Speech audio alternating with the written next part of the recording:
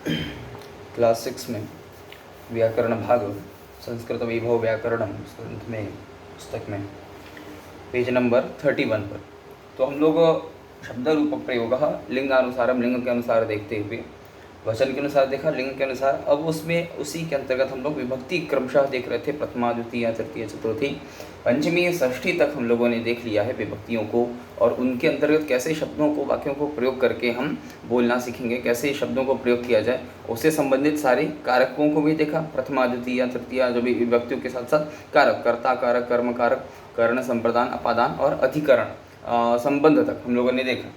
अब अगला प्रयोग आ रहा है हमारा पेज नंबर 31 पर देखिए, सप्तमी प्रयोग, अर्थात सप्तमी विभक्ति में कैसे वाक्यों का प्रयोग करेंगे और सप्तमी विभक्ति में कौन सा कारक आता है, तो वह कारक हमारा अधिकरण कारक। तो सप्तमी विभक्ति में अधिकरण कारक आता है और अधिकरण कारक का चिन्ह है में पेपर। जैसे कर्ता ने कर्म को करण से के द्वारा, संप्रदान के लिए अपादान से, संबंध का के की, अधिकरण में पेपर। तो अधिकरण में सप्तमी विभक्ति में पे और पर किसी वस्तु के अंदर, में अर्थ में, पर किसी वस्तु इत्यादि, किसी व्यक्ति विशेष पर, ऐसा, या फिर में पेपर इत्यादि अर्थों में वाक्य प्रयोग होता है। अर्थात वाक्य का जब आप अर्थ निकालेंगे तो उसमें में या पर ऐसा कुछ न कुछ अर्थ निकल कर आएगा। जो कारकों के चिन्ह हैं वो अर्थ निकालने में ही मदद करते हैं, यही उनका उद्देश्य है। तो सप्तमी व्यक्ति में हमारा अधिकरण कारक, और अधिकरण कारक का सबसे मूल बात यही समझने की है कि जब हम किसी स्थान पर बैठे होते हैं या कोई वस्तु किसी स्थान पर या किसी वस्तु विशेष पर रखी होती है, जैसे कि मान लीजिए किताब मेज पर रखी, तो जो किताब नाम का सामग्री है, वस्तु है, वह किसी मेज पर रखा हुआ है। तो मेज पर यानी कि मेज के ऊपर रखा हुआ है। तो जो मेज के ऊपर यह किताब रखी हुई है, पुस्तक रखी हुई है, तो इस पुस्तक के रखने का, इस पुस्तक के ठहर जाने का, रुकने का आधार कौन बन रहा है, वह मेज बन रहा है। मान लीजिए मेरे हाथ पर पुस्तक रखी है, तो इस पुस्तक के हाथ पे रखने का आधार कौन है, आधार है हमारा हाथ। तो कोई, हम किसी स्थान पर बैठते हैं, हम किसी कुर्सी पर बैठते हैं, किसी आसन पर बैठते हैं, ज़मीन पर बैठते हैं, तो यह सब कुछ का आधार कौन बनता है, धरती बनती है या कोई वस्तु विशेष बनता है। हम कुर्सी पर बैठते हैं तो हमारे बैठने का जो आधार है वह है कुर्सी। तो में पेपर बोलते हैं कि आप कुर्सी पर बैठिए, घर के अंदर जाओ, घर के अंदर जाओ यानी घर में जाओ, ऐसा भी बोला जाता है। तो जब कोई व्यक्ति किसी में जा रहा है, किसी चीज़ के अंदर, वस्तु के अंदर विशेष में प्रवेश कर रहा है, तो वह उसका आधार बन जा रहा है। तो इस प्रकार से हम आधार की बात करेंगे। और आधार क्या करता है कि किसी चीज़ को छुपाने का या उसको अवलंबन माने सहारा देने का काम करेगा। या तो किसी चीज़ में वो निहित हो जाएगा, डूब जाना, या किसी में छुप जाना, ऐसा अर्थ निकलेगा। या फिर मतलब अर्थ अगर निकाला जाए, या फिर किसी चीज़ का आधार माने उसको टिकने का, रहने का आधार देता है। तो इस प्रकार से आधार की बात करेंगे। अधिकरण कारक है हमारा सप्तमी विभक्ति में, और इसका जिसका अर्थ निकलता है में पे पर। तो देखिए इसी में वाक्य आएंगे, इन्हीं वाक्यों के माध्यम से हम समझ पाएंगे इन वाक्यों को प्रयोग करते हुए।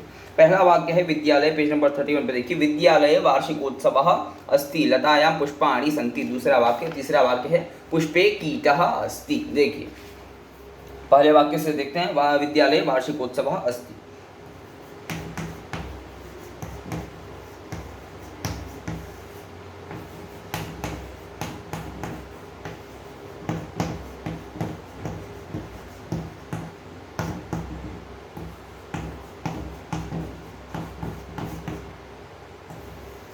वार्षिकोत्सव, विद्यालय वार्षिकोत्सव अस्ति। पहले हिंदी अर्थ देखते हैं।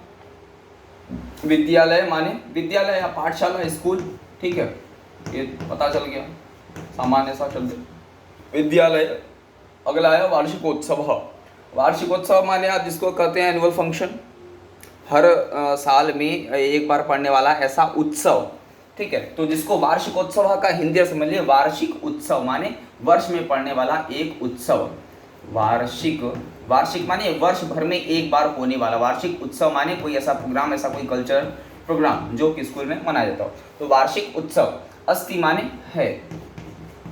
तो बोले कि विद्यालय वार्षिकोत्सव अस्ति। विद्यालय में सप्तमी विभक्ति का, विद्यालय शब्द का जब आप रूप चलाएंगे तो सप्तमी विभक्ति के एक वचन में रूप बनेगा विद्यालये, रामे, ग्रामे, वने, जले, घटे। उसी प्रकार से विद्यालय शब्द बनेगा। देखिए सामान्य सी बात है, जैसे हम बताए थे चतुर्थी व्यक्ति में किसी शब्द के अंत में यह लिखा हो तो वह चतुर्थी व्यक्ति के वचन का होगा। जब किसी शब्द के अंत में त लगा हो और त के नीचे हलंत की मात्रा, हलंत का चिन्ह लगाओ तो वह पंचमी व्यक्ति का एक वचन होगा। जब किसी शब्द के अंत में सी, आधा स और य दिखाई दे तो वह षष्ठी व्यक्ति का होगा। और उसी तरह जब किसी शब्द के अंत में कोई भी आखिरी अक्षर पर, चाहे स्वर हो या व्यंजन हो, उस पर ए की मात्रा लगी हुई दिखाई दे तो वह निश्चित ही सप्तमी व्यक्ति के एक वचन का रूप होता है। यह सामान्य से इजीली पहचानने का तरीका, अगर आपको विभक्ति या समझने में परेशानी होती हो या फिर थोड़ा कठिनाई होता हो, इस प्रकार से भी आप पहचान सकते हैं। एक ट्रिक है एक प्रकार का। तो बोले कि जब किसी शब्द के अंत में एक ही मात्रा दिखाई दे तो वह सप्तमी व्यक्ति के एक वचन का रूप होगा। तो बनेगा विद्यालय शब्द का रूप चलाएंगे, विद्यालय, विद्यालय, विद्यालय। विद्यालय शब्द क्या है? पुल्लिंगवाची है, राम की तरह, बालक की तरह रूप चलेगा। ठीक, तो विद्यालय शब्द क्या हो गया हमारा? पुल्लिंगवाची, बालक, राम, कक्षा, छात्र की तरह रूप चलेगा, कक्षा से लेंगे तो बोले छात्र की तरह रूप चलेगा, तो बनेगा विद्यालय। सप्तमी व्यक्ति के एक वचन रूप बनेगा विद्यालय। कौन सा शब्द है विद्यालय? पुल्लिंगवाची शब्द है। राम, बालक, छात्र की तरह चलेंगे। अगला वार्षिकोत्सव माने वार्षिक उत्सव, साल भर में, वर्ष भर में एक बार होने वाला ऐसा कोई उत्सव, ऐसा कोई कार्यक्रम, ऐसी कोई पार्टी का लीजिए। अगला शब्द है अस्थि। अस्थि का अर्थ होता है। तो विद्यालय में, पाठशाला में, स्कूल में कौन क्या हो रहा है? तो बोले विद्यालय में वार्षिक उत्सव हो रहा है। अब हम लोग लिंग देखते हैं। विद्यालय शब्द है पुल्लिंगवाची, राम छात्र की तरह चलेगा, बन गया रूप। वार्षिकोत्सव, वार्षिकोत्सव, वार्षिक धन उत्सव, वर्ष, वार्षिक, इसमें दो शब्द है, वार्षिक धन उत्सव। क में अ था और उ, ये अ और उ मिलकर क्या बन गया? ओ की मात्रा बन जाते हैं। अ और उ मिलकर के ओ बन जाएंगे। जब आपको वर्णों का ज्ञान बताए थे तो उसमें अ और उ मिलने पर कौन सा अक्षर बनता है ये आपको बताया गया था। तो जब हम अ प्लस उ जोड़ेंगे तो उ जोड़ेंगे हरसु तो बन जाएगा ओ। तो इसी में थे वार्षिको, कपर ओ की मात्रा आ गई है, वार्षिकोत्सव ऐसा बन गया है। तो बोले वार्षिक उत्सव, वार्षिक माने वर्ष भर में होने वाला ऐसा कोई उत्सव, ऐसा कोई कार्यक्रम। अस्थि माने है। तो वार्षिकोत्सव ये शब्द क्या, इसका रूप चलाएंगे तो जैसा पाठशाला है रूप, क्या नाम है आपका, विद्यालय शब्द है, उसी प्रकार वार्षिकोत्सव, वार्षिकोत्सव, वार्षिकोत्सव, यह भी शब्द क्या है? पुल्लिंगवाची है, क्योंकि यह विशेषता बदला रहा है विद्यालय में क्या हो रहा है। अस्थि शब्द क्या है? धातु रूप है। तो धातुएं जो क्रिया होती है, अस्थि शब्द क्या है? क्रियात्मक है, जो धातु है। तो इसमें हम धातु देखेंगे तो अस्थि शब्द में कौन सी धातु है? अस धातु से अस्थि शब्द बना हुआ है। अब विद्यालय शब्द पुल्लिंगवाची है, किस विभक्ति में आता है? तो सप्तमी व्यक्ति के, ये सप्तमी विभक्ति में, सप्तमी व्यक्ति के एक वचन का रूप है। जब आप रूप चलाएंगे तो विद्यालये, विद्यालयोः, विद्यालयेषु, सप्तमी व्यक्ति के एक वचन में रूप आपको मिलेगा। अब देखिए समझने की बात, विद्यालय, यहाँ पे देखिए विद्यालय शब्द को रंगीन किया हुआ है, तो ये सप्तमी व्यक्ति का हम लोग प्रयोग पढ़ रहे हैं। तो बोले कि कहाँ पे यह जो वार्षिकोत्सव कहाँ हो रहा है? तो बोले विद्यालय में हो रहा है, विद्यालय में हो रहा है, यानी विद्यालय इस कार्यक्रम को मना रहा है, विद्यालय में हो रहा है। तो में पे पर अर्थ आता है सप्तमी व्यक्ति में, अधिकरण। तो ये जो वार्षिकोत्सव, ये जो कार्यक्रम, ये जो कल्चरल प्रोग्राम हो रहा है, इसका आधार कौन है? आधार मतलब यह कार्यक्रम कौन लोग मना रहे हैं या किसके अंदर हो रहा है, कहाँ मनाया जा रहा है? तो बोले कि विद्यालय में, विद्यालय इस कार्यक्रम के होने का, इसमें कार्यक्रम को मनाए जाने का, इस कार्यक्रम को करने का आधार बन रहा है। तो आधार कौन बना? हमारा विद्यालय। अतः किसी भी क्रिया को करने में जो व्यक्ति वस्तु आधार बनते हैं, उस आधार में क्या करते हैं? सप्तमी व्यक्ति का हम प्रयोग करते हैं। इस नाते वार्षिकोत्सव, इस शब्द में विभक्ति, सप्तमी व्यक्ति नहीं हुई है, इसमें प्रथमा व्यक्ति का एक वचन है। इसमें, इस वार्षिकोत्सव शब्द में प्रथमा व्यक्ति का एक वचन है। लेकिन इस कार्यक्रम के होने का जो आधार है, जिसमें मनाया जा रहा है, विद्यालय में मनाया जा रहा है, तो विद्यालय शब्द में सप्तमी व्यक्ति का एक वचन हो गया। तो जो आधार होता है उसमें हम सप्तमी व्यक्ति के एक वचन का प्रयोग करते हैं। जैसे सामान्य रूप से राम घर में है, किसी से पूछा जाए भाई राम कहाँ है, तो कोई बोलेगा राम घर में है। अब इसी को आप बोलेंगे संस्कृत में तो रामः गृहे अस्ति। राम कहाँ है? राम के रहने का, राम के निवास करने का आधार कौन है? घर में रहता है। तो बोले घर में रहता है, यानी कि राम के रहने का, निवास करने का आधार कौन सी ऐसी वस्तु विशेष बन रही? तो वह है घर। तो घर जो आधार बन रहा है, घर में रहता है, अतः गृह शब्द में, घर शब्द में सप्तमी व्यक्ति के एक वचन का रूप बनाएंगे तो बन जाएगा गृहे, भवने, इस प्रकार से रूप बनेगा। तो रामः, जो राम है करता है, उसका जो आधार बन रहा है घर, तो घर शब्द में, गृह शब्द में सप्तमी व्यक्ति का एक वचन का प्रयोग बनेगा, बन जाएगा रामः गृहे भवने अस्ति है। राम घर में, भवन में अपने बैठा हुआ है, यह हुआ। अगला शब्द आया वार्षिकोत्सव। प्रथमा व्यक्ति के एक वचन का रूप है वार्षिकोत्सव, वार्षिकोत्सव, वार्षिकोत्सव पुल्लिंग के समान चलाएंगे। पुल्लिंग वैसे रामः, रामौ, रामाः उसी तरह चलेगा। अस्थि शब्द है, अस्थि शब्द का अर्थ हुआ है। कौन सी धातु है अस्थि में? अस धातु। तो बोले विद्यालय में वार्षिकोत्सव मनाया जा रहा है, तो बोले वार्षिकोत्सव मनाने का स्थान कौन सा है? विद्यालय है। और बोले कि विद्यालय शब्द कौन सा वचन है? प्रथमा व्यक्ति का एक वचन है, अतः उसके संबंधित क्रिया भी हमारी एक वचन की होनी चाहिए। तो बना अस्ति, नहीं तो बन जाता स्तः या संति बनता, लेकिन नहीं, क्यों? क्योंकि विद्यालय एक ही, अतः क्रियात्मक रूप भी हमको, क्रिया हमें एक वचन की ही रखनी चाहिए। क्यों? क्योंकि वचन एक वचन का कर्ता दिख रहा है। अब अगला रूप है, इसके बाद अगला रूप आ रहा है, लिखा हुआ है लतायाम पुष्पाणि संति। देखिए अभी तक ये हम लोग पुल्लिंग का रूप देखे, विद्यालय शब्द पुल्लिंग वाची था, वार्षिकोत्सव पुल्लिंग वाची था। अब इसी का रूप विपरीत कर दिया, विलोम। स्त्रीलिंग में कैसे प्रयोग करेंगे, क्या रूप बनता है, देखिए।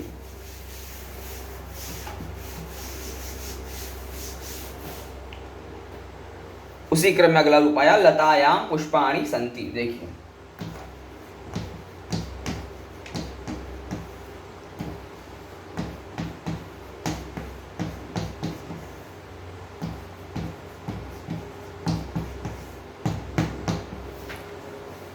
लता शब्द है, लतायाम पुष्पाणि संति। तो बोले कि लतायाम कहाँ पर है भैया?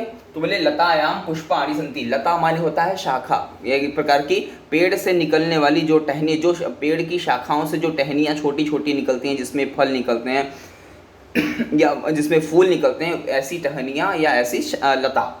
तो बोले लता शब्द किसी महिला विशेष का या बालिका का नाम भी हो सकता है। और लता शब्द से आप पेड़ की जो टहनी होती है, जो उसका एक डंडी होता है पतला सा, जिस पर फूल या फल खिलते हैं, उसको भी लता कहते हैं। तो बोले लता माने लता विशेष हो गया, ठीक है, माने पेड़ की टहनी कह लीजिए, ठीक। अगला पुष्पाणि, पुष्प शब्द का आपको पता ही है, पुष्पाणि माने फूल, पुष्प माने फूल, फ्लावर। अगला संति माने है। तो बोल रहे हैं, इस वाक्य का पहले अर्थ समझिए। लता माने उसी टहनी में, पेड़ की जो शाखाएं, उन टहनियों में पुष्पाणि बहुत सारे फूल, संति हैं, खिले हुए हैं, या पुष्पाणि बहुत सारे फूल उसमें हैं, उगे हुए हैं, खिले हुए हैं। अब लता शब्द क्या है? स्त्रीलिंगवाची है। लता का रूप ऐसे ही चलेगा जैसे छात्रा का, बालिका का, रमा का, हाँ, इसी रूप चलता था। जैसे महिला का रूप चलता था, माता का रूप चलता था, उसी तरह रूप चलाएंगे तो बनेगा लता।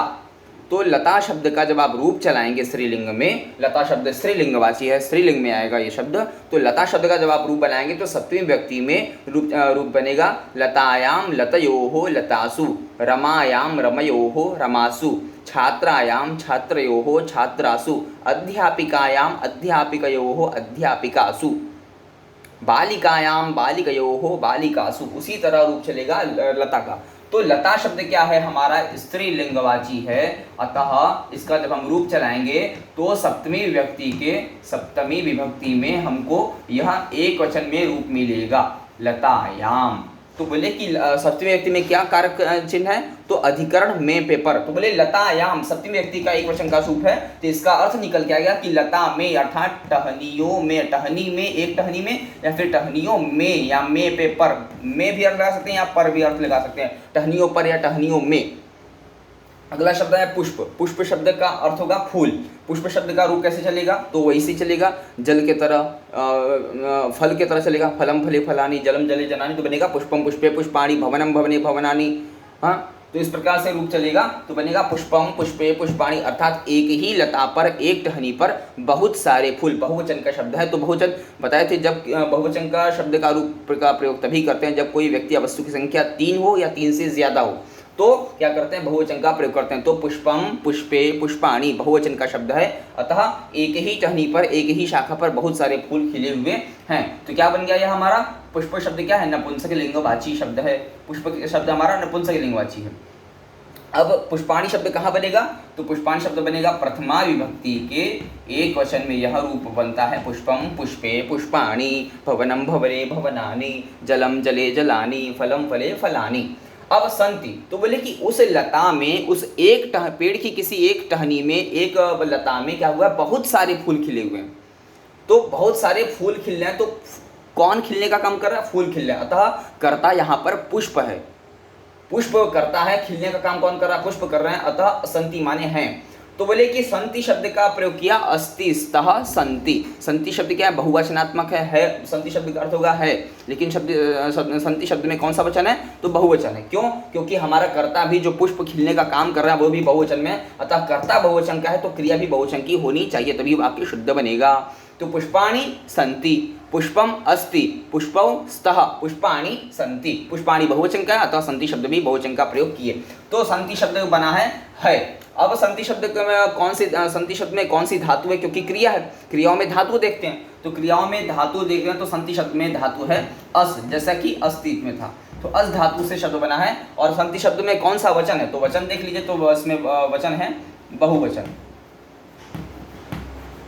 तो संति शब्द में बहुवचन है। तो इस प्रकार से बना लतायाम पुष्पाणि संति। तो लतायाम वो सारे फूल जो खिले हुए, किसमें खिले हुए, किस चीज पर खिले, किसका आधार, यानी उन फूलों के खिलने का आधार कौन है, किसके सहारा लेकर के वो फूल खिले? तो बोले टहनियों का सहारा लेकर के, एक टहनी का सहारा लेकर के, एक लता का सहारा लेकर के, उसके ऊपर या टहनियों में या टहनियों पर फूल खिले हुए हैं। देखिए कितना सरल है। तो लतायाम, लता में खिले हैं, यानी कि टहनी पर खिले हैं या टहनी में खिले हुए हैं, तो टहनी आधार बन रही है, उनको सहारा दे रही है। आधार माने अवलंबन देना, सहारा देना, मदद करना किसी काम को, क्रिया को कर पाने में। तो इसी प्रकार से बना लतायाम पुष्पाणि संति। अब अगला वाक्य आ रहा है, इसके बाद लिखा हुआ है पुष्पे कीटः अस्ति। देखिए ये हो गया स्त्रीलिंगवाची है लतायाम में, पुल्लिंग का भी हम लोगों ने देखा, उसके बाद आया था लतायाम पुष्पाणि संति, तो यह बना स्त्रीलिंग का। अब अगला वाक्य आ रहा है पुष्पे कीटः अस्ति, यह है नपुंसकलिंग का वाक्य, तीनों लिंग का वाक्य भी बता दे। पुष्पे कीटः अस्ति, पुष्पे कीटः अस्ति। पुष्प शब्द वही चीज है, लतायाम पुष्पाणि, पुष्पम पुष्पे, पुष्पे शब्द आया, देखिए द्विवचन का शब्द है, दो पुष्प हैं, तो बोले पुष्पे, पुष्प माने फूल। पहले अर्थ देखते हैं, पुष्प माने हुआ फूल, कीटः माने कीड़ा, कीट एक प्रकार का जो कीट पतंग इत्यादि होते हैं, जो छोटे छोटे कीड़े इत्यादि उड़ते रहते हैं फूलों पर, पुष्पों पर, या आप यहाँ कहीं देखते होंगे तो कीड़े। कीटः माने कीड़ा, एक प्रकार का वस्तु। अस्ति, अस्ति, अस्ति शब्द का अर्थ हो गया है, तो बोले पुष्पे कीटः अस्ति, अर्थात फूल पर कीड़ा है, कुछ कीट पतंग इत्यादि लगा हुआ है जो फूल को खा रहा है या उसे खराब कर रहा है ना। कुछ प्रकार अन्य प्रकार के कीड़े इत्यादि होते हैं जो फूलों को, फसलों को खराब कर देते हैं खाकर। तो बोले कि पुष्पे कीटः अस्ति। अब सप्तमी व्यक्ति का हम लोग पढ़ रहे हैं, में पेपर अर्थ निकलेगा पुष्पे, पुष्प शब्द का रूप चलाएंगे तो पुष्पम शब्द बनेगा नपुंसक लिंग में, नपुंसक लिंगवाची पुष्प शब्द, जैसे जलम जले जनानि भवनम भवने भवनानि, उसी तरह पुष्पम पुष्पे पुष्पाणि। कीटा शब्द क्या है? पुल्लिंगवाची है, कीटः कीटौ कीटाः, रामः रामौ रामाः। तो अन्यः कीटाः, बहुत सारे कीट नहीं है, एक ही कीट है, दो फूल पर एक कीट लगे हुए हैं, तो लिखा हुआ है कि पुष्पे कीटे कीटः, तो कीटा शब्द क्या हो गया? पुल्लिंगवाची, जैसे राम छात्र बालक की तरह रूप इसका चलेगा, पुल्लिंगवाची शब्द है। अब उसके बाद आया अस्ति, अस्ति शब्द क्या है? अस धातु से बना हुआ है, अस धातु से अस्ति शब्द बना हुआ है। पुष्प शब्द का अर्थ हुआ फूल, कीटः माने कोई एक प्रकार का कीड़ा, अस्ति माने है। तो बोले कि पुष्पे शब्द का रूप चलेगा नपुंसक लिंग में, कीटः शब्द का रूप चलेगा पुल्लिंग में, रामः रामौ रामाः, पुष्पम पुष्पे पुष्पाणि, अस्ति शब्द का है अस धातु है।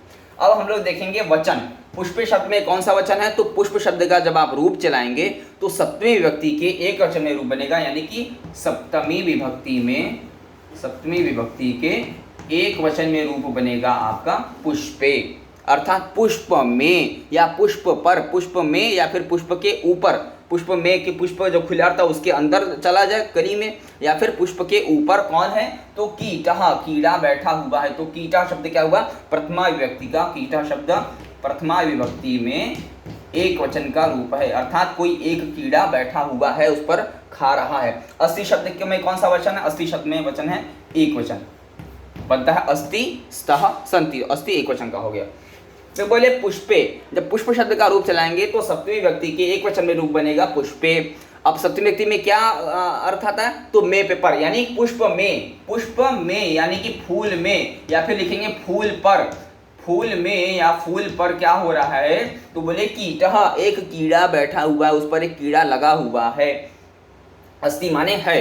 तो बोले कि पुष्प शब्द का सप्तमी व्यक्ति में रूप चलाएंगे, बनेगा फूल में या फूल पर। कौन बैठा हुआ है? तो एक प्रकार का कीट पतंग बैठा हुआ है। तो इस प्रकार से आपने देखा कि किसमें कीड़े के बैठने का आधार, कीड़े के उस टिके रहने का, उस पर बैठने का आधार कौन बन रहा है? पुष्प बन रहा है। अर्थात पुष्प पर वह कीट पतंग इत्यादि आकर बैठ जाता है, तो कीड़े के बैठने का, उस कीट के पतंग के बैठने का आधार कौन बन रहा है? उसको सहारा कौन दे रहा है? वह सहारा दे रहा है फूल। वह फूल के ऊपर बैठा हुआ है, फूल में बैठा हुआ है, फूल पर बैठा हुआ है।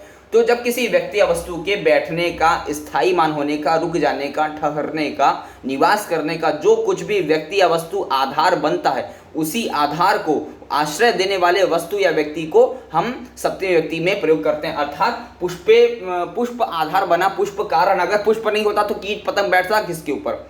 तो पुष्प आधार बन रहा है, पुष्प कारण है उसके बैठने का। तो इस नाते जो कारण है, यानी कि जिसका आधार लेके, जिसका आश्रय लेकर के बैठा जा रहा है, उस शब्द में सप्तमी व्यक्ति हो गई। अर्थात इसी नाते पुष्प शब्द में सप्तमी व्यक्ति का प्रयोग किया हुआ है। तो अर्थ निकला पुष्प में या पुष्प के ऊपर क्या है? कीट पतंग इत्यादि जो भी है वह बैठा हुआ है, कीड़ा बैठा हुआ। पुष्प के ऊपर कीड़ा बैठा हुआ है या पुष्प में कीड़ा बैठा हुआ है, ऐसा अर्थ निकलेगा।